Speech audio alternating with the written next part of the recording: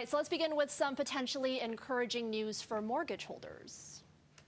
Yeah, it comes out of the United States that the inflation rate last month came down to a multi-month low. It's down to 3.2%. You might think that inflation is still out there, and it is, but it seems to be trending in the right direction for central banks, which of course have been ratcheting up interest rates here at the Bank of Canada and at the U.S. Federal Reserve.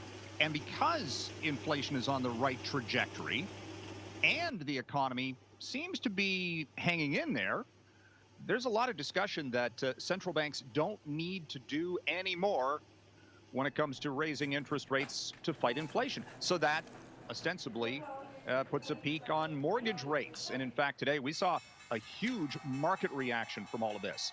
The stocks took off like a rocket on Wall Street. The Dow was up nearly 500 points. The TSX was up for a fourth day. Bond yields fell. So there's this, all of a sudden, a psychological shift in the market that thinks, yeah, we're at the peak here. And we actually could see longer-term mortgage rates start to fall just a little bit because of what I'm seeing in the bond market right now. Should mention the reasons why inflation's cooling. Gas prices have come down quite a bit, and airfares are in some cases back to where they were pre-pandemic after a summertime surge in prices being so much more expensive. Good news for those planning on traveling. So investors were feeling optimistic today, but there could be some big trouble on the horizon for the U.S. economy. Yeah, a couple of potential trouble spots, if you will.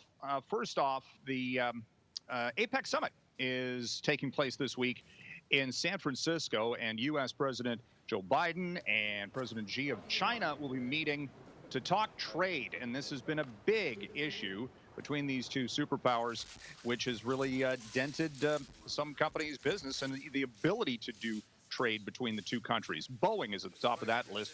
China may actually lift a temporary ban on buying Boeing aircraft. The other thing we're watching is what's going on in Washington. Oh, yes, a government shutdown looms again this weekend.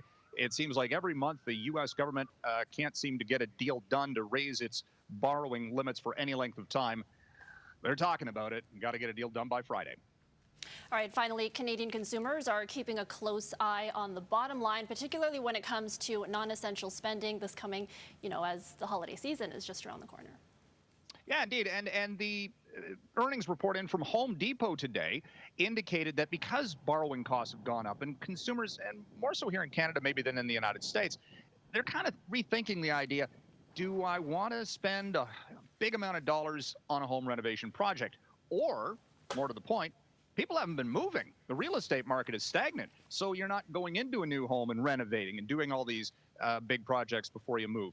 So Home Depot is saying they're seeing a little bit of a slowdown here. Having said that, getting back to the initial story, if consumers see that interest rates have peaked, maybe start to come down a little bit, you get that psychological lift and say, okay, I can budget for this now because I know my borrowing costs aren't going to go up that much more, if at all. And you could see the building boom back in play.